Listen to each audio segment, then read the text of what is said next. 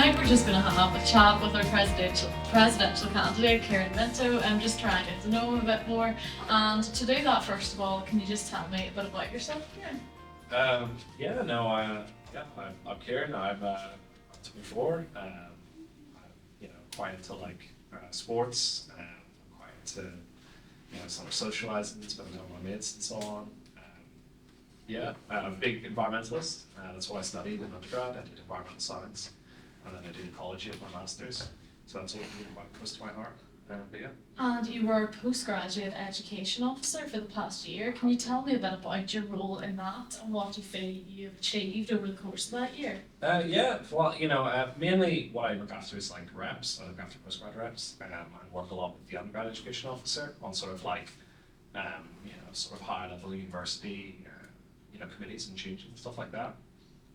The really big change I'd say we've managed to make this year so far is a cultural shift in Queen's.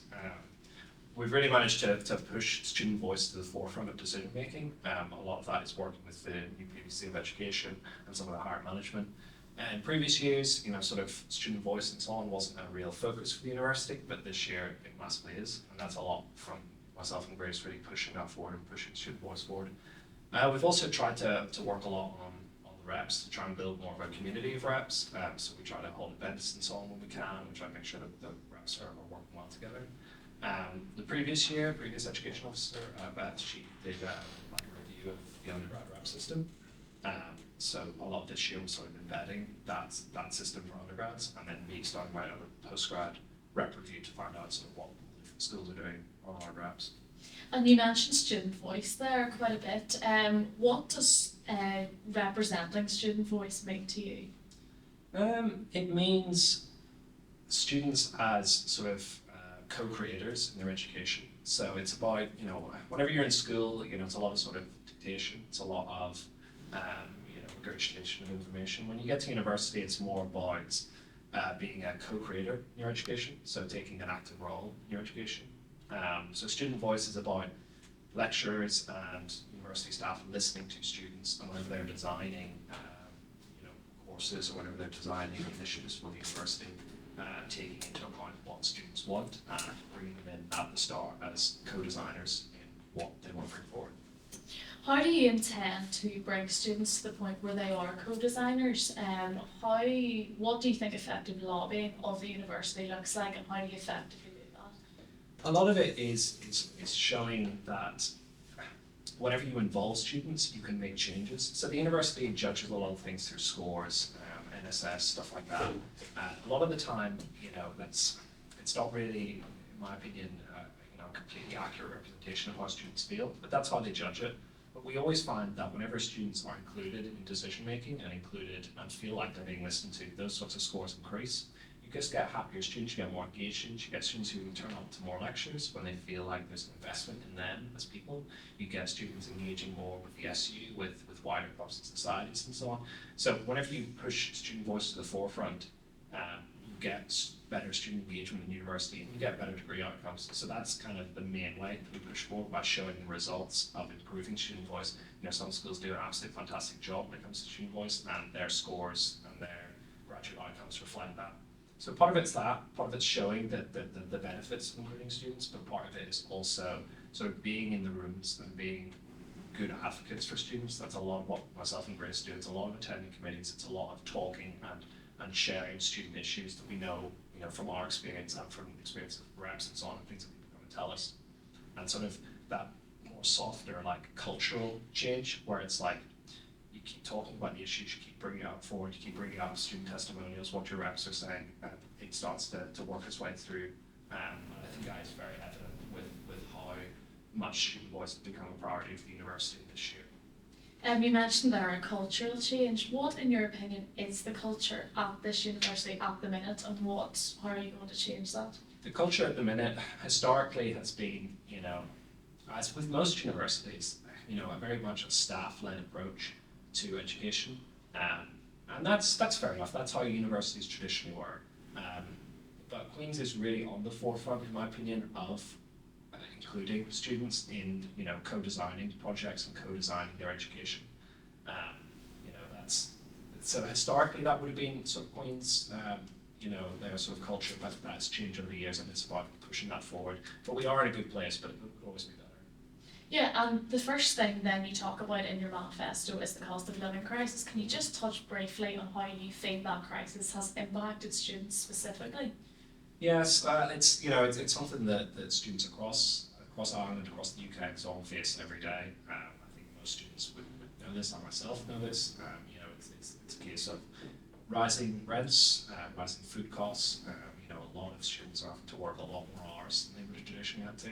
A lot of people are struggling. I mean, we see this with the pantry and so on. The amount of use that's got only the first 6 months of this year. A lot of students are struggling now to even get sort of nutritious food, and that's really a basis. I mean, how can you possibly lecture and learn if you can't even get a decent meal?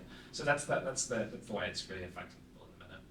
That and the rising rents. I mean, a lot of students in Belfast now are paying high rents for buildings that aren't really fit for humans to live in. In my opinion, I've seen a lot of horror stories in the past 6 months of students living in sort of leaky or vermin-infested sort of accommodation. Now, that is to say that Belfast overall is, has a relatively low cost of living, especially when compared to somewhere like Dublin. But it's starting to slip, and it's more about trying to step in nice and early and trying to stop that. We don't want to end up in a similar situation in a lot of cities in the UK or across Ireland, basically. And how do you intend then, if you're elected to the role of president, to step in and stop that? It's about maintaining a lot of the current stuff we've got going. I mentioned the pantry. I mentioned a lot of the. Does that need to increase then? I would say so. It needs to. At best, it needs to maintain at the level it is, because we are managing to feed a lot of students. I will be continuing that support. That's a co-led university SU initiative, and I want to make sure to continue that.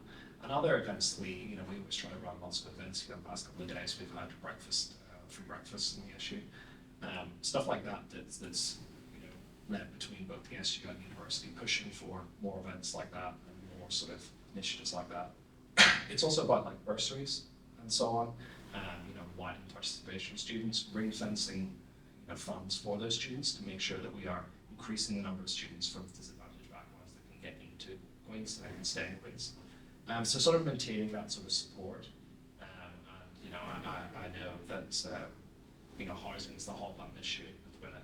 A lot of Queens is planning to increase the amount of housing stock they have over the next few years.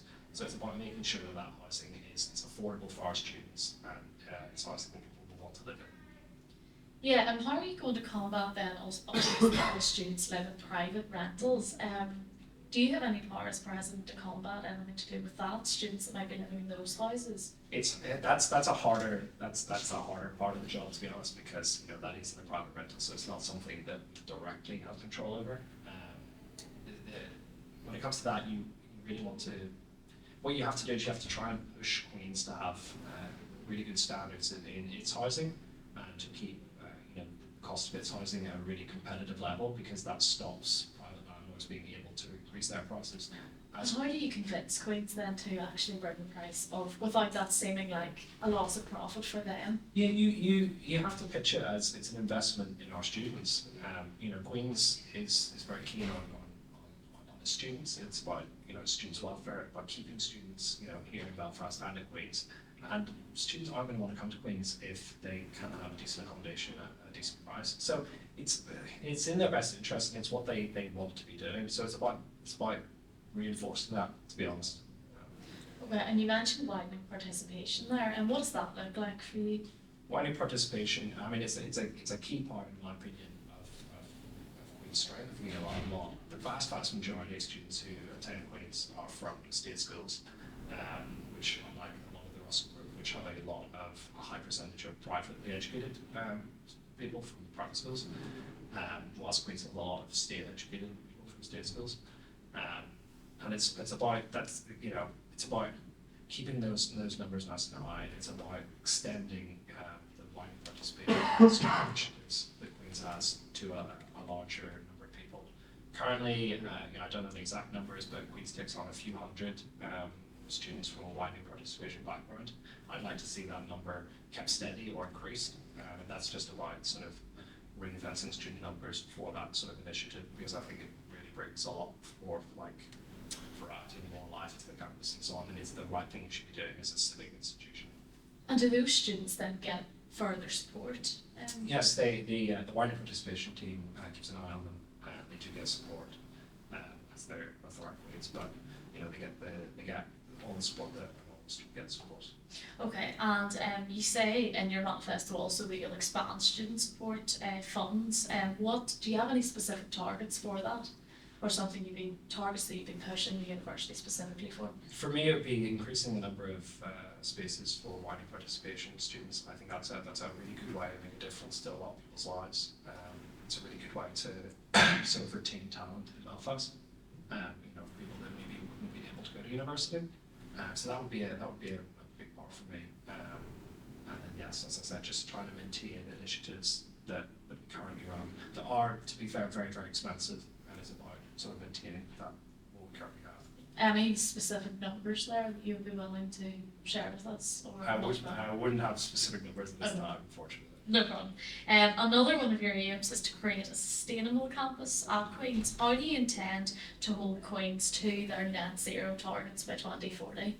Well, my biggest sort of idea when it comes to that is making use of like the green spaces that Queen's has. Queen's is has a wide estate, a large estate, and they own a lot of green spaces that I would consider underutilized. And that's a lot of that is the estates can do a fantastic job maintaining what we have, but it's a case of, I would say that there's better ways to use all the green spaces we have. So things like the allotment system that they've got on animals, I'd love to see that expanded. I'd love to see that moved across the university. I'd love to see the establishment of eco gardens and allotments and so on, so that students can help to green their campus and help to grow their own food, and that they can then collect in the pantry and things like that. So that's both teaching students skills, offering them something fun to do, and also allowing them to sort of eat local food that they produce. I think we need to see a lot less sort of monoculture, grass, like lawns, a bit more life, a bit more ecology here on campus. Apart from that, it's also, for me, it's a big thing for me would be divestment from fossil fuel companies and stuff like that. This was a big thing a few years ago, and it sort of rumbled along in the background of Queen's, but I think they do need to be held accountable to that.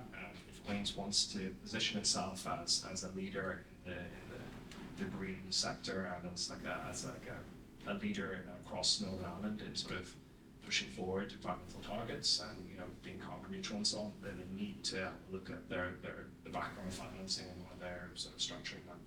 Is Queen's, in your view, lagging behind with regards to the environment at the minute, and why, I suppose, do you think they have been hesitant maybe to make use of those green spaces thus far?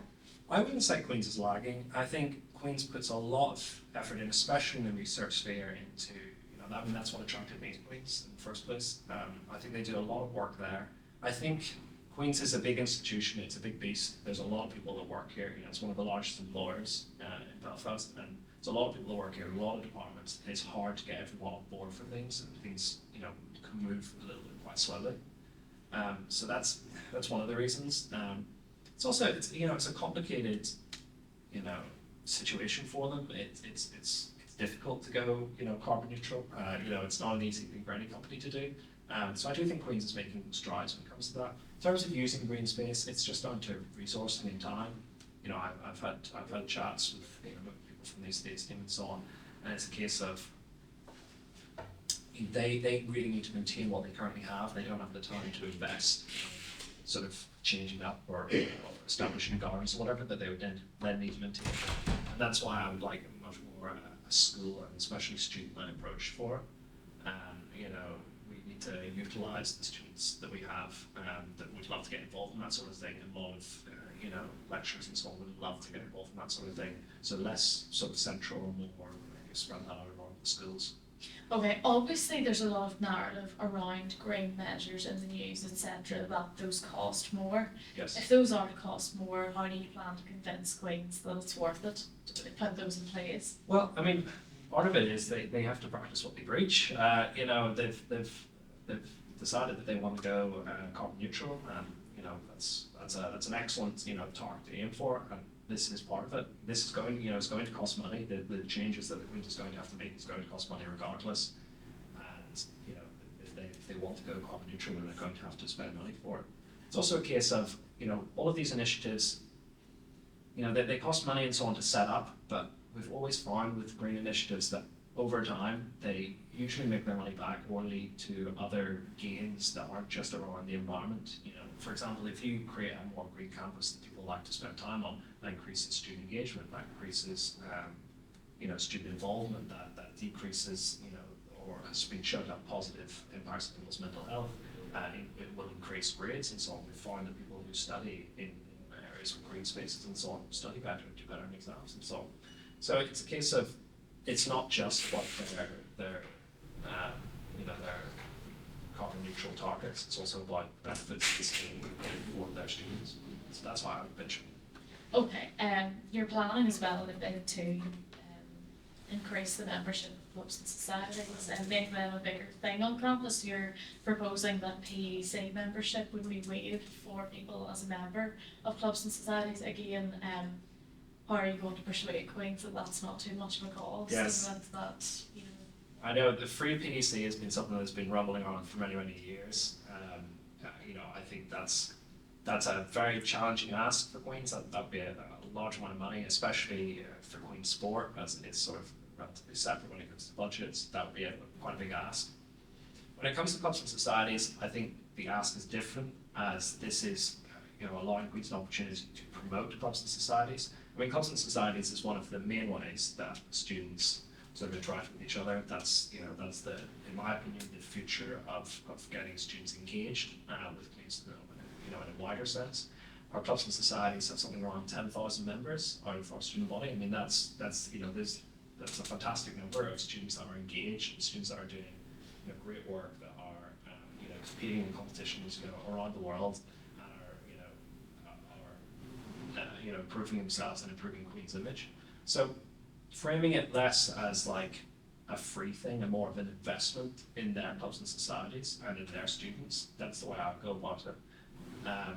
Instead of just free for everybody, it's more of an investment in their clubs and societies. I don't frequent the gym myself, but I have heard from other people that it can be very busy. Yes. Could that lead to really being overridden, essentially? Not so much. I mean, as I said, we've got 10,000 members in clubs and societies. Now, I don't have the breakdown of how many of those are sports clubs, but currently there are students that attend, clubs and so on, and that's not been a barrier. The barrier currently isn't, a lack of space for most clubs. It's a lot of the time it's people signing up to be in a club or society and then finding out they have to pay quite a lot of money. So kind of it puts a financial barrier that I don't think is fair on people during a cost of living crisis, where they'd like to get involved, they'd like to make some friends, they'd like to improve their mental health and so on, but they feel I can't afford to pay £5, whatever, to go to this club, or I can't afford to buy a gym membership or whatever.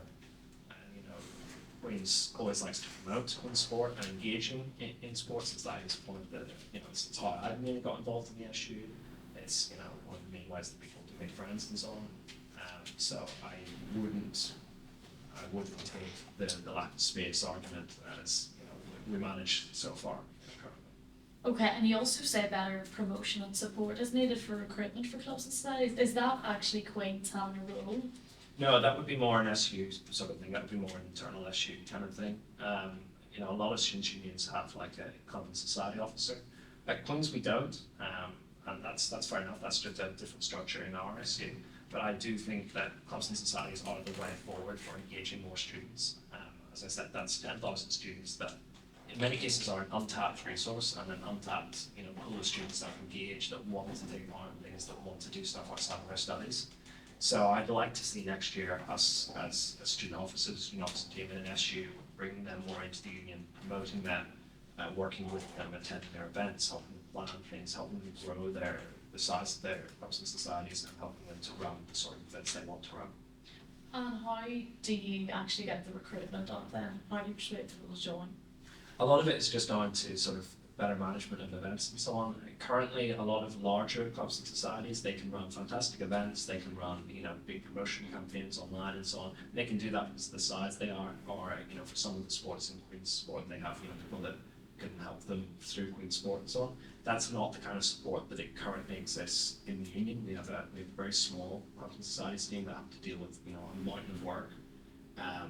And it's not something the officers engage traditionally with very, very closely. And I'd like to see that as something I take more of a personal involvement in to try and promote them through running really strong events, especially among freshers, really strong events to get people on board, to get new recruits, and to really platform our clubs and societies. And also sort of joint events, I think is a good angle to go on. There's a lot of crossover between clubs and societies, and a lot of the time they run joint events, but they have to organise them themselves, or they don't really know how to go about it, especially if you've started a society that's very recently running, maybe doing it a year, whatever, you maybe don't know exactly what you should be doing. So having some sort of some pointers and toolkits, a bit of support early on to get yourself established, and then once you're established, the first couple of years it kind of becomes business as usual, where you're engaging with people and working together, and you're working with other clubs, and you have contacts within other clubs and so on. Yeah, and obviously mental health, you've referenced in your manifesto, that's particularly pertinent in Northern Ireland. You've said that further support is needed from the university. What does that further support look like in practical terms? Again, it's, in recent years, a lot of the university has invested a lot in mental health support, and that is from some of the fantastic work of previous officers and the SU in previous years, really fantastic support. And it's just about, in the current economic crisis, maintaining that support, keeping it nice and high. The SU wellbeing team do absolutely great work and do fantastic events and so on. And I wouldn't like to see any of those disappearing.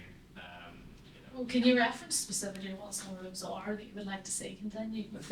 Simple things like the Zen Devs and so on that the SU do. A lot of those sorts of smaller scale events, or sort of information days. They do a lot of like information weeks, so they'll do all around different sort of mental health, issues that people can have, those sorts of information days that allow people to gain the information they want. Those are the simple things that I feel like catch people early. Recently in the SU, we got a new staff member who's on social prescribing. So it's really about catching people very early. So it's about, somebody who maybe wouldn't get picked up by the student wellbeing team in the university, but maybe just needs that little bit of help. And I think that's one of the key parts about how I would go about mental health support in the university is catching people early. Whenever you come to university, it can be very, very challenging early on to make friends, to chat to people. I know I find it an absolute nightmare. And it's about trying to catch people early and doing simple things, simple events for people to make friends, for people to learn more about coping strategies and how to deal with transitions and so on. So that we're not trying to help people when they've been struggling for 6 months. It's about catching people early and running sort of small events and things like that.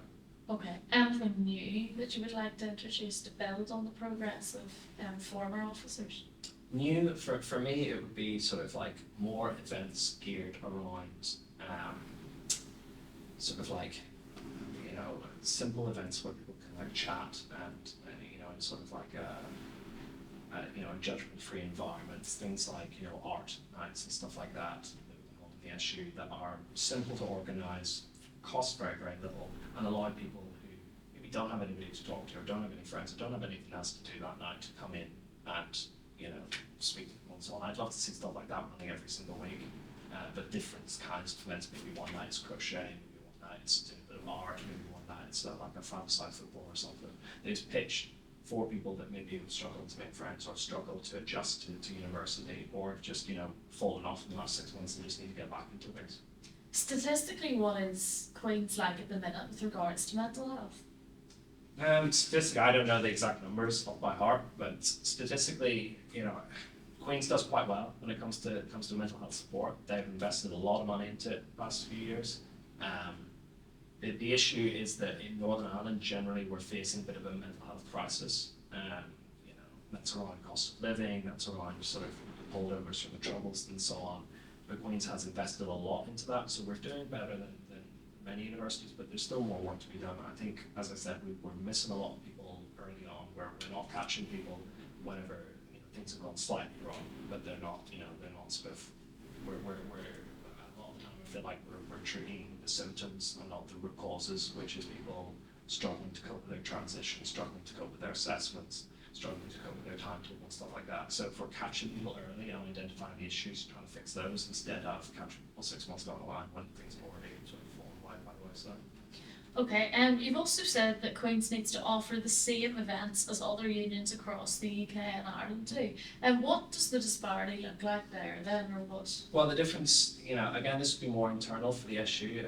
Again, a lot of unions across the UK, they have stuff like they have nightclubs, they have multiple bars and so on, and that's not really something we offer at Queen's. We have a great bar and so on, but I would love to see kind of more use of the facilities we have, like the Mandela Hall. So more for use for student-led events and student-run events, especially around clubs and societies. That's where I really feel like we're lacking. A lot of universities like Leeds or Cardiff and so on are seen as destination universities, so people want to go because they know that they're going to have fun. They're going for events and so on. People from other universities will even travel in for them. Whilst I think Queen's really lacks that, and I think that's what's going to differentiate us between the 4 student unions that are constantly getting around these many events. So I'd love to see like Mandela Hall used for more student-led events, especially when it comes to societies, especially when freshers. So would there be a quota? Should there be a quota in your view as to there should be so many student events per year in the Mandela Hall, say? I would like to see something like that.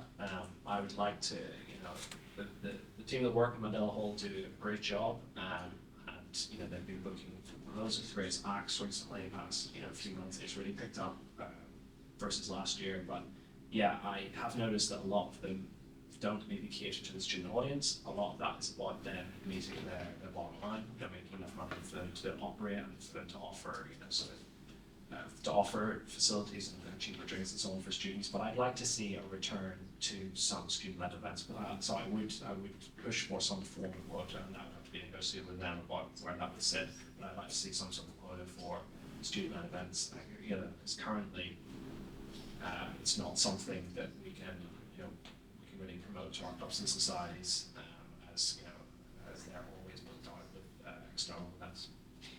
So lastly, I'm just going to give you a final pitch. Why should people go out and vote Kieran for president? People should go and vote Kieran for president if you care about the cost of living, if you're trying to improve support for cost of living in Queens, if you care about campus sustainability and like to see a greener campus, Queens to really push more and meet its zero targets, and if you'd like to see clubs and societies platformed properly and given the space they need to grow.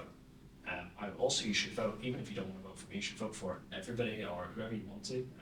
Participating in democracy and participating in your student union elections is an essential part of being a student, and it's a great thing to take part in. And where and when do you vote then? 4th to the 7th of March, and just vote on the Queen's student union website. All the candidates will be handing out many flyers, and they will all have QR codes that will link directly to the voting page. Whenever you go in to vote, you can vote for all the candidates that you'd like, and you'll also be able to vote for association chairs and faculty reps and so on if you're undergrad. So it's all there on one simple website. As far as I know, the issue is also offering students a chance to win £500, which is quite good. Oh, wow. Yes, the issue will also run load of events during election season. It's kind of, I like to think of it as like a mini freshers. They'll be running events every single day in the issue, and all the candidates will be out, so it is a great time to be on campus. Brilliant, thank you very much for talking to me. I'm just going to go then if anybody has any questions sitting here in front of me. David, do you want to go first? Do you need to we might do. It's just like up on the live stream. It's in the front. You've spoken a lot about like what can get students more engaged in campus activities.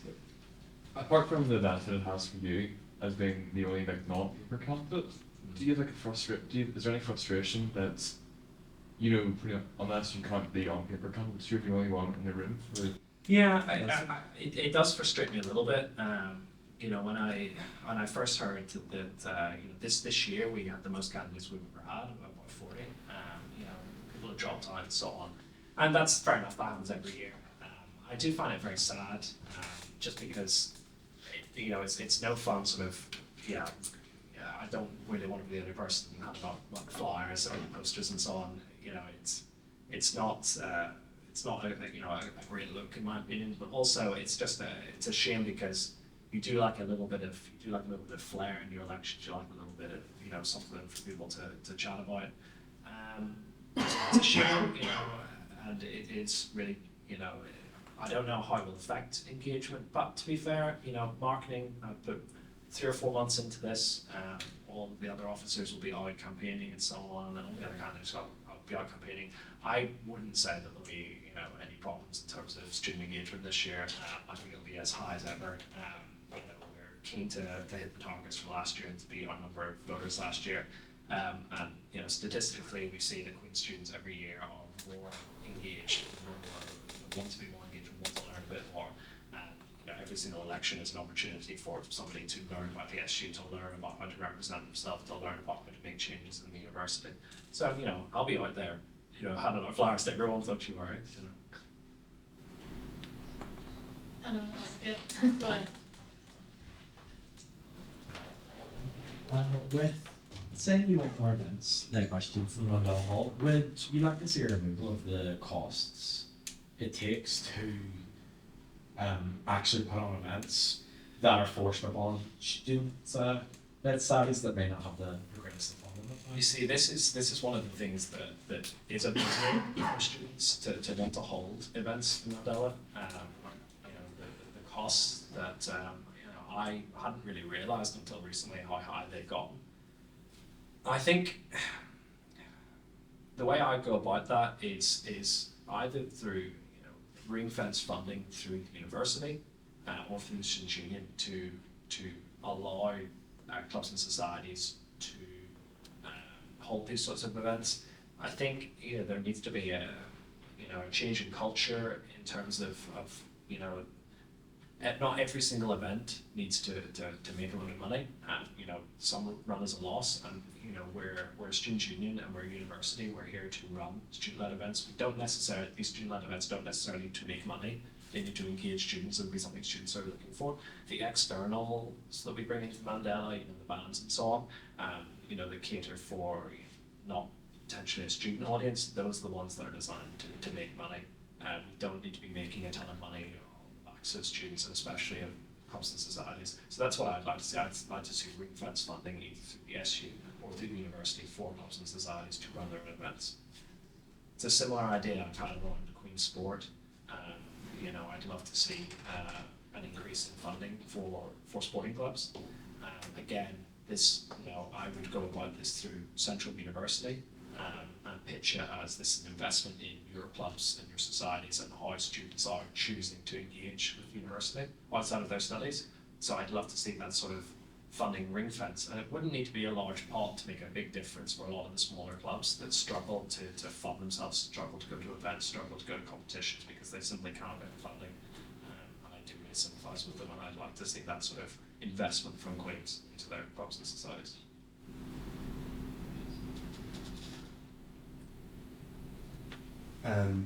So Kieran, I noted down during your interview there that you had obviously mentioned the cost of living crisis. I'm curious to know why you seem to have deliberately omitted the most obvious solution, which we're all thinking, which is to print more money. Are you or are you not owned by the banks, big pharma, or let me speak my truth? Yes, banks are big pharma. You see, the thing is, if I had access to the money printer, I of course would be printing endlessly now. There's printers on the printers in the library. You see, as a student of history, I did history A levels, so I prefer the German hyperinflation problem as much as anyone else. What I'm saying is that the money is currently there. Queen's is by no means a poor institution. It's about how we allocate funds in Queen's. It's about how Queen's, decides where to prioritise their money, where to prioritise their funding. I would just like to see a bit more priority given to cost of living, to clubs and societies, to things that are making a big difference for students in their everyday life. And the sort of money that could make a big difference to a student, a widely participation student, or keeping the pantry funded or whatever. We're not talking about massive chunks of Queen's budget. We're talking about for Queen's quite small amounts of money that can make a really big difference to an average student's daily life. Thank you. Oh, another question. Certain commenters have made observations that Queen's is a tyranny to a degree. What are your thoughts on that? And if you agree, how would you aim to end that tyranny? I would position Queen's as a tyranny. From working with, within sort of with staff and management for the last 6 months, I would say that a lot of people who work in Queen's are previous Queen's graduates. A lot of people who work in Queen's only graduated from Queen's a couple of years ago. They're not as removed from student issues as sometimes it can seem. It's an issue of will. It's an issue, as I said, of positioning. It's an issue of sometimes not having the ideas. That is why I always try and push reps to say what they think and to attend meetings and so on, because management is crying out, especially at the minute, for student input, for student voice, for any ideas that students have that they can make a real difference on. So I wouldn't describe Queen's as a tyranny, or at worst I would say an accidental tyranny sometimes, but not a purposeful tyranny. Any other questions? No? Well, thanks very much for being here. Enjoy the rest of your evening. Thank you, Kieran. And thank you very much to Fiona and Alec for the camera and Sean for the live stream. Remember to vote, and remember to follow my campaign Instagram, and I'll see you March 4th to 7th.